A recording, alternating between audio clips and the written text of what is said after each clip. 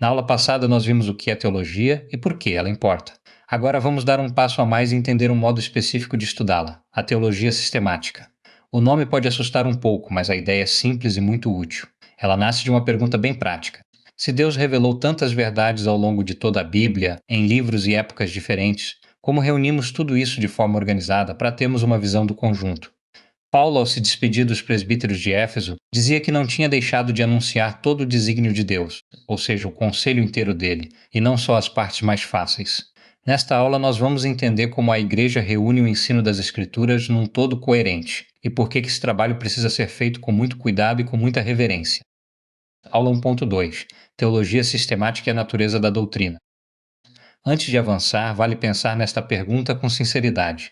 Muita gente trata a Bíblia como se ela fosse um manual bem arrumado, com as doutrinas já separadas por seções. Aqui o capítulo sobre Deus, ali o capítulo sobre a salvação, adiante o capítulo sobre a Igreja.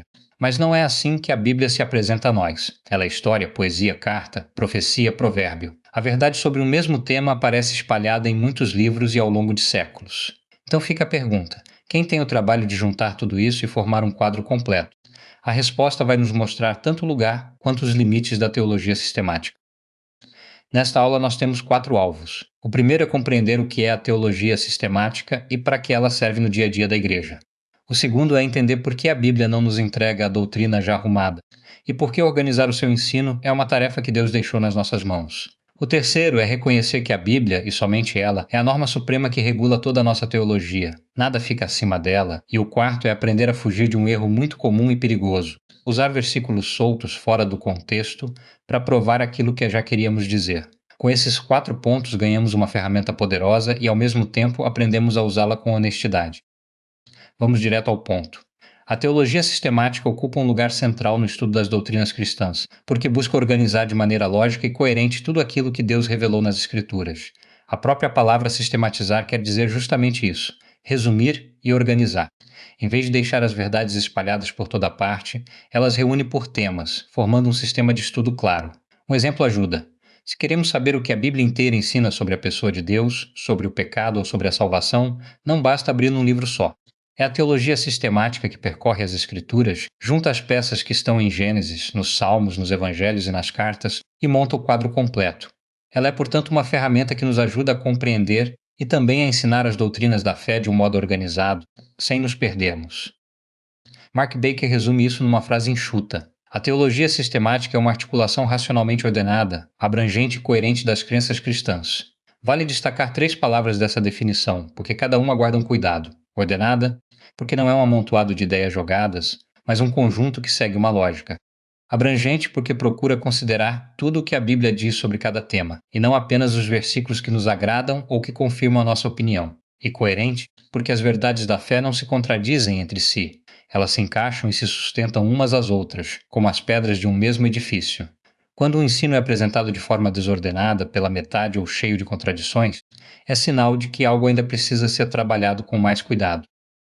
Charles Ryrie explica o objetivo com uma imagem muito boa. Ele diz que a teologia sistemática correlaciona, isto é, relaciona entre si, os dados da revelação bíblica como um todo, para exibir a imagem completa da autorrevelação de Deus. Pense num quebra-cabeça. Cada texto da Bíblia é como uma peça. Sozinha, ela mostra só um pedacinho. Mas quando encaixamos as peças na posição certa, aparece a figura inteira. A teologia sistemática faz esse trabalho de encaixe, sempre respeitando o desenho que Deus mesmo deu.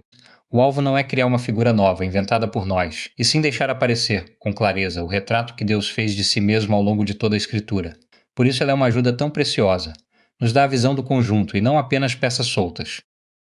Aqui aparece um ponto que muita gente não percebe. Heber Campos nos ajuda ao dizer que a Bíblia não é um compêndio de teologia, mas um registro da revelação divina, e que a tarefa de fazer teologia é nossa.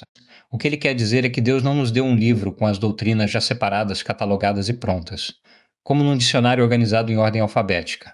Ele nos deu a sua revelação viva dentro da história de um povo real, com narrativas, cânticos, cartas e profecias, e nos confiou o trabalho de estudá-la e organizá-la com reverência. Heber Campos ainda faz um alerta importante.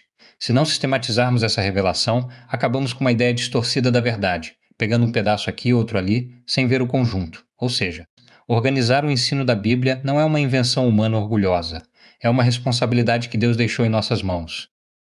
Fixe bem esta ideia, porque ela equilibra duas coisas que precisam andar juntas. De um lado, a revelação é de Deus, e não a inventamos. Tudo o que sabemos parte daquilo que ele disse, e não da nossa imaginação. De outro lado, o trabalho de reunir, comparar e ordenar essa revelação foi entregue a nós. Isso nos livra de dois erros opostos. Não podemos criar doutrina do nada, como se a verdade dependesse da nossa criatividade. Mas também não podemos ser preguiçosos, como se bastasse abrir a Bíblia em qualquer página e ler um versículo solto. Deus nos deu a revelação viva. A tarefa de organizá-la com reverência e cuidado ficou conosco. Um alerta necessário. A teologia sistemática se apoia na evidência bíblica, e não na especulação. Ela não nasce de ideias filosóficas soltas, nem de suposições sobre como as coisas deveriam ser na nossa cabeça. A fonte de onde ela tira tudo é a Bíblia. Isso parece óbvio. Mas na prática é muito fácil escorregar. Muitas vezes, sem perceber, alguém começa a defender uma doutrina apoiado no que a tradição sempre disse, ou no que simplesmente parece lógico à sua mente, e só depois vai procurar versículos que combinem com aquilo. A ordem correta é exatamente a inversa. Primeiro ouvir com atenção o que a Escritura ensina deixando o texto falar, e só a partir dali formar a nossa convicção. A Bíblia é a fonte, a tradição, a razão e a experiência têm o seu lugar, mas ficam sempre em segundo lugar, servindo a palavra. Há uma imagem antiga que ajuda muito aqui. Os teólogos dizem que a Escritura é a norma que regula, enquanto a teologia é a norma que é regulada. Em palavras simples, a Bíblia é a régua, e a nossa teologia é aquilo que a régua mede e, quando preciso, corrige. Sproul afirma que a Bíblia é o padrão de todos os padrões, e não é julgada por nenhum outro acima dela. Isso tem uma consequência prática enorme para a nossa vida. Nenhuma tradição, por mais antiga, nenhum teólogo, por mais famoso, e nenhuma igreja, por maior que seja, está acima das Escrituras.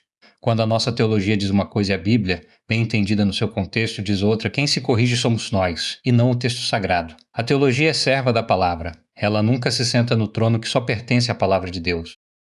O salmista expressa bem esse lugar único da palavra ao dizer que as palavras de Deus são em tudo verdade desde o princípio. Repare que ele fala do conjunto, da totalidade da palavra, e não de uma frase isolada. A verdade não está num versículo arrancado do resto e usado sozinho. Ela aparece com clareza quando tomamos o conjunto da revelação, deixando um texto explicar o outro. É por isso que a Bíblia, e somente a Bíblia, deve definir aquilo que cremos. A Reforma chamou esse princípio de sola scriptura, uma expressão em latim que significa somente a Escritura. Não é a tradição da Igreja nem a opinião de uma pessoa respeitada que decide, no fim das contas, a nossa fé. É a palavra de Deus tomada por inteiro que fica como a norma suprema e confiável, a mesma para todas as gerações. Justamente porque a Bíblia é a nossa régua, precisamos usá-la de maneira correta, e não do jeito que nos convém. Um erro muito comum é pegar versículos soltos, fora do contexto, para dar respaldo a uma ideia que já tínhamos antes de abrir o texto. John Frame lembra que a teologia sistemática procura saber qual é o todo do ensino bíblico sobre cada assunto, e não uma frase escolhida a dedo.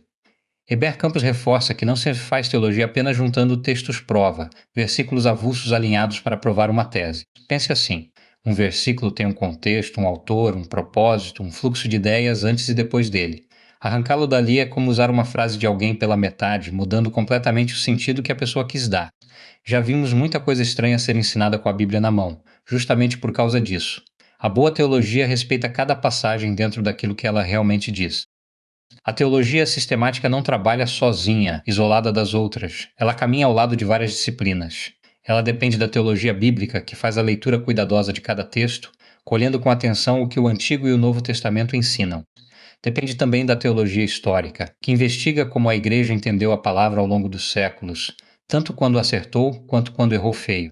Michael Horton lembra que estudar essa história nos ajuda a seguir a sabedoria dos que vieram antes de nós e a evitar as loucuras em que eles caíram, para não repetirmos os mesmos erros. Além dessas, há a teologia prática, que leva a doutrina para a vida real da Igreja, do ministério e do cuidado com as pessoas, e a apologética, que defende a fé diante das objeções, com razão e com mansidão.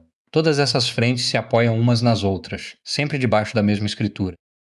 Guarde esta frase, porque ela protege a nossa fé de muitos enganos. Nenhum versículo isolado, tomado sozinho, forma uma doutrina completa. A verdade aparece quando ouvimos o conjunto da Escritura, deixando um texto iluminar o outro.